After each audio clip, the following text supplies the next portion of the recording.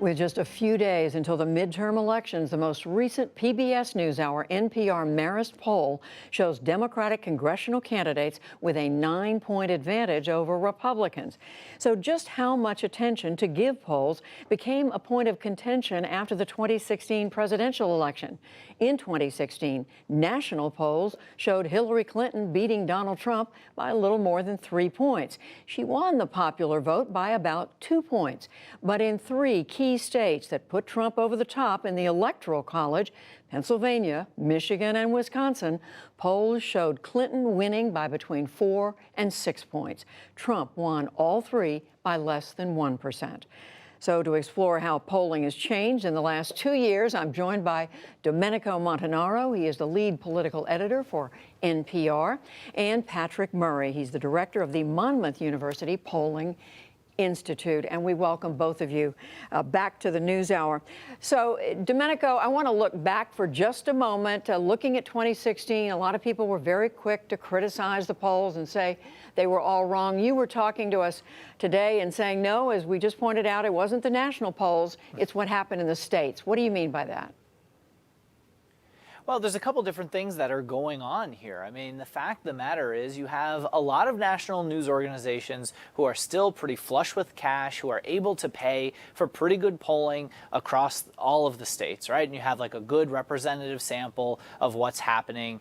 But when it comes to the states and congressional districts and the amount of money that can be spent by local television stations, local newspapers, those are drying up and being more difficult to be able to pay for good polling. And I think we saw that with Wisconsin and Michigan in particular in 2016, where you didn't have that many polls. And frankly, I'll just say I think people should pump the brakes on what they think the expectations should be on Tuesday, because, you know, when you look at the states, well, you know, we have dozens of less polls than we had in 2014 and 2010. Yeah, and I want to ask you about that, but just quickly, I want to turn to you, Patrick, on this question of what went wrong in 2016. Is there something else that happened that 2 years ago that we should be factoring in today?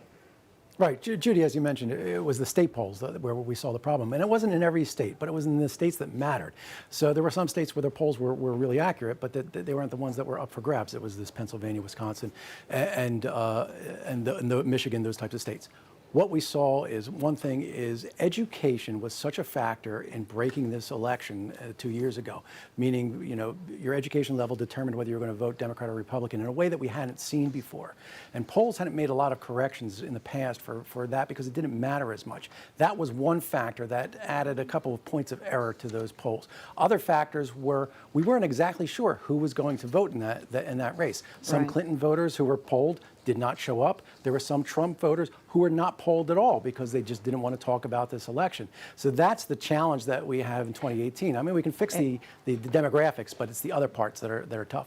So, Domenico, and I realize Patrick is the pollster here. You're the one who spends a lot of time looking at the polls. But, Domenico, are things being done differently now to avoid this kind of thing happening again?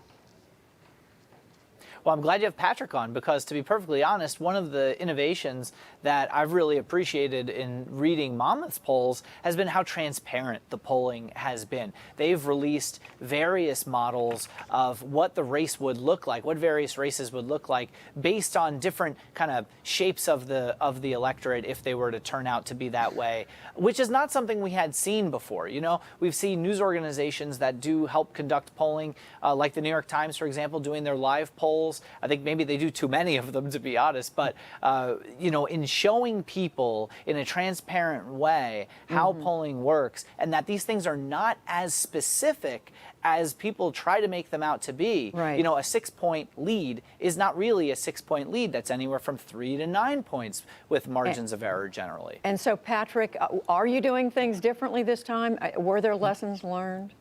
Right, exactly. Domenico mentioned one of the innovations that we introduced at Monmouth, which was looking at the way turnout can be different, because we can't predict turnout. We don't know who's going to vote on Election Day, but we can tell you what it would look like if certain different types of voters came out. And we're trying to convey that level of uncertainty. We have a general sense of what what's going to happen in terms of, ups or downs. The Democrats are certainly doing much better than they have been before. We just don't know how many of those seats they're going to win. What we can do, and what polling should be doing, is telling you why. What's the mood of the electorate? What are the issues that are important? Why are the Democrats doing better? And get away from the idea of trying to predict exactly what the margin's going to be. Get away from the horse race. All right, just a little bit under 2 minutes left. I just want to ask both of you, what should we then be trusting and believing and focusing on in today's polls, and what should we be less confident about, Domenico? Well, I'm really glad, first of all, that some places have gotten away from those forecasting needles, for example, because I think that was a little misleading for people, because you had people refreshing 538, for example, saying, oh, Hillary Clinton has a 65% chance of winning. That must mean she's definitely going to win. No, that usually means that if that election were run 3 times, that she'd win 2 of those 3. That's a little bit different than saying she has a 65-35 lead. So that's one thing I'm certainly glad that was done away with. And I think that overall, people should be watching trends. And when you look at the trends in our polling, for example, of President Trump's approval rating, it has not budged since he was inaugurated. It's essentially moved, anywhere from 3 to 6 points, from the high 30s to mid 40s. Right. And, this election is essentially baked in. So finally, Patrick Murray, what advice do you have for all of us who look at polls? Yeah. Look past the horse race. Look to the issue questions. Try to find out if there's a story being told. That's what we're trying to do. In fact, in this race, one of the stories that we're seeing is that there are different issues playing out in different regions of the country. So when we're looking at this national blue wave that everybody's predicting, it's not a national wave. It's a northeastern wave and a midwestern wave and a western and a sun belt. And, and they're all going to play out a little differently. And polling can tell us that story. And it may wash us all away. Patrick Murray, Domenico Let's hope Montanaro. Thank you both very much. We appreciate it. You're welcome, as always. Thank you.